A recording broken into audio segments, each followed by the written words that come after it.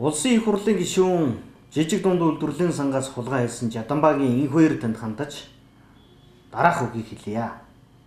Facebook хэрэглэгч та бүхэн үүнийг шеэрлж Жаданбаагийн энх хоёрт хүртэл нь түгээжөгч туслаарай. Үнэн баа зүүн нам шинэ Монгол улсыг бүтээе гэж.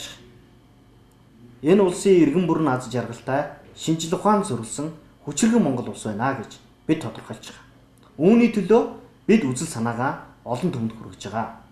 Харин Жаданбаагийн энх хоёр гишүүн таны хэлж байгаа би зүгээр л нэг зээл авсан штэ. Би зээлээ найдвартай төлдөг хүн штэ. Миний амьдрал бол дэрчгээрээ зээлштэй энэ төр гэж ард түмнийг даапаалж ярьж байгаа зүйл бол таалагдахгүй байна. Яагаад гэж? Ард түмэн чинь тань шиг жилийн 3% хүүтэй зээл авдаг байсан бол аль хэзээний зээлээ дарчихсан байж байгаа. Танаас илүү дарчихсан байж байгаа. Харин ард түмэн чинь зээл авахтаа жилийн 26-аас 48% хүүтэй зээл авдаг. Та амьдрал мэдэхгүй бол би танд хэлж өгье. Та жидүүгийн сангаас 950 сая төгрөгийн зээлийг 3% хүүтэй авахд жилийн 28 сая 500 мянган төгрөгийг төлдөг. Хүнд та 28 сая 500 мянга төлж байгаа. Харин жирийн иргэн баялаг бүтээгч үйлдвэр эрхлэгч иргэн 950 сая төгрөгийн зээл авах юм бол жилийн 26% хүүтэйгээр авдээ. 26% хүүндээ жилд хэдэн төгрөг төлдөг гэж та санаж байна. Зөвхөн хүүндээ 247 сая төгрөгийг төлж байгаа маа. Та 28 сая 500 мянга төлдөг бол жинхэнэ баялаг бүтээгч иргэд чинь жилийн 247 сая төгрөгийг хүнд өгөө явж байгаа. Хэрвээ танаас 220 сая төгрөгөөр их хүү төлж байгаа. Энэ иргэд 4 жилийнхээ мөнгийг төлөхөд бөөгнүүлэх хүнийхээ мөнгийг бөөгнүүлэхэд таны жидүүгийн сангийн зээлийг дардах шиг дарчиж чаднаа. Та ичихгүй юу? Уг нь та чин төрийн бодлого тодорхойлж байгаа.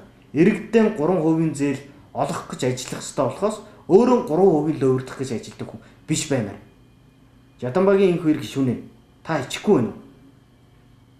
Танд авч чадаагүй жижиг дунд үйлдвэрлэх эрхлэгчид багтаа санагдаж байна. Авч чадсан учраас танд бардам санагдаж байна. Монгол улсын ерөнхий сайд Ухнаагийн хөрөлцөх та энэ ард түмнийг доромжилж байгаа өөрийнхөө тойрон хүрээлэгчдээ энэ мэд улсуудтайгаа хариуцлага тооцох цаг болоогүй юу?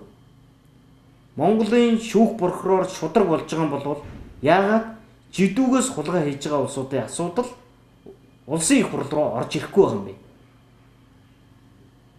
Шудраг шүүх прокурор бий болох юм бол жидүүгийн асуудал орж ирнэ гэдэгт би итгэж байгаа. Харамсалтай нь тохиролцоон дунд чинь жидүүг дарах үйл ажиллагаа явагдаж байна. Би ахад хэлье. Энэ бичлэгийг олон түмэнд хүртэл нь Жаданбаагийн энх хоёрт хүртэл нь шеэр хийж түгээж өгөөрэй. Жаданбаагийн энх хоёр гишүүнээ та ичихгүй юу? Жилийн 3% хүүтэй зээл авчаад би зүгээр л зээл авдаг. Зээлээ төлөө явж ирэж. Ард иргэд чинь 30 жилийн хугацаанд жилийн 8%-аар байрны зээлэнд орж байгаа маа. Орон сууцны зээлэнд. Гэхдээ 60 сая төгрөгөө 120 сая төгрөг болгож төлж байгаа.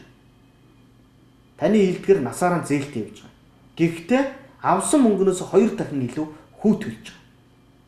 Та юмыг ялгаж салгаж хараач. Ичээч. Одоо болооч. Жавхлан гишүүний хэлдгээр ширэн нүртэй хүмүүс та ичээч.